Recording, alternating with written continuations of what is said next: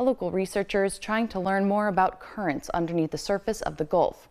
She uses high-frequency radar equipment to analyze the radio signals that reflect off the waves. She received a grant from NOAA for units in Orange Beach, Alabama, Destin, and our area. But as News 13's Delaney Vega tells us, no one here is approving its installation. Florida State University received a $330,000 grant to place high-frequency radars along the Gulf Coast. These radars help gather information about the waters that benefits the public. The fact that you have surface currents allows you to use it in a whole slew of different research and actually community-related things, such as U.S. Coast Guard.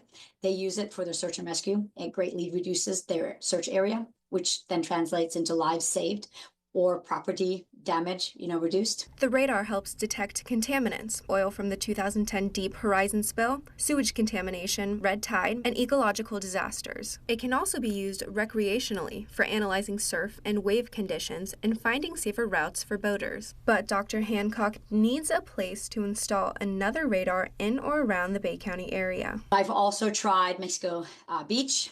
I've tried Tyndall. It's a 100-year flood zone, so they required a lot of extra work, which would require time and money that we don't have. Dr. Hancock first attempted to pitch the radar at St. Andrews State Park, St. Joseph Peninsula State Park, and to the St. Joe Company, all of which rejected the idea for a variety of reasons. And then I've also tried St. Joe Company, which is a real estate company that is located on the west side of, they have undeveloped property on the west side of Mexico Beach. Mexico Beach city officials declined the request for aesthetic purposes. I don't see our public or our visitors supporting a view like that. I wish I could say that they would, but I don't think they would. I just been racking my brain like you do. Where else could it go? And I recognize that you came to us third. We're not your first and second choice. Dr. Hancock acknowledges the pushback, but says the data is important. They want their community to come there and look at it and say, oh, it's so pretty and nice, which I totally understand. However, it always ends up being the thing, we all want the data, but nobody wants it in their backyard.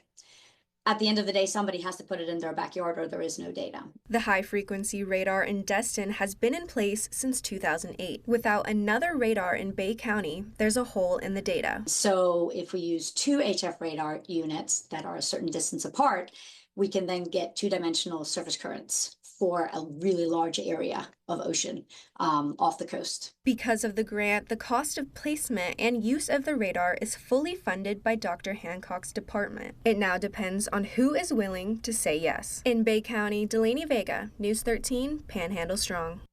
Dr. Hancock plans to circle back to the St. Joe Company and St. Joseph Peninsula Park to pitch the idea again. If someone approves it, the radar data would be available to the public on NOAA's website.